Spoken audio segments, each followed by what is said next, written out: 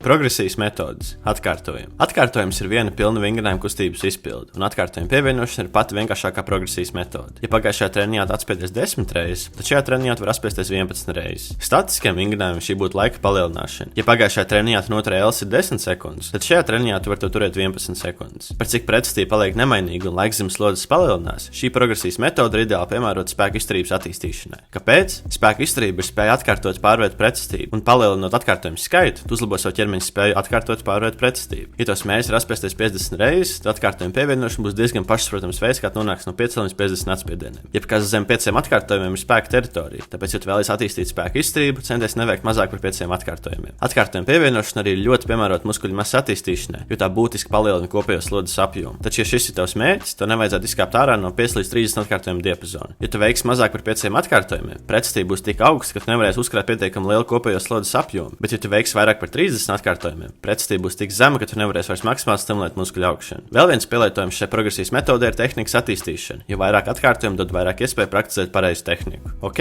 bet cik atkārtojumus man vajadzētu pievienot? Šis ir galvenokārt atkarīgs no kopējā atkārtojuma skaita. Jo vairāk atkārtojumus tu veic, jo mazāk ir katra atkārtojuma relatīvā vērtība, un jo vairāk atkārtojumus tu vari pievienot. Piemēram, viens atkārtojums ir 10% no 10 atkārtojumiem, bet tikai 2% no 50 atkārtojumiem. Lai progresija būtu identiska, tev būtu jāpievieno vai nu viens atkārtojums 10 atkārtojumiem vai 5 atkārtojumi 50 atkārtojumiem. Taču attālums no atteicis arī ir svarīgs. Jo tālāk no atteicis trenējies, jo vairāk atkārtojumus tur pievienot. Sākumā es tev ieteiktu trenēties salīdzinoši tālu no atteicis. Katru nedēļu pievienot 5 līdz 10% no kopējā atkārtojuma skaita, un, kad tu sasniedz atteicis, paņem atslodzes nedēļu un atkārto. Īsumā sakot, atkārtojuma pievienošana ir piemērota spēka izturības attīstīšanai virs 5 atkārtojumiem, muskuļu masas attīstīšanai 5 līdz 30 atkārtojumu diapazonā un tehnikas attīstīšanai. Ja tu vēlies attīstīt spēku vai jaudu, tad šī progresijas metode tev nebūs piemērota, vismaz kā galvenā. Ceru, ka tev šis video noderēja, un tiekamies nākamajā video par nākamo progresijas metodi - pretestību. Čau!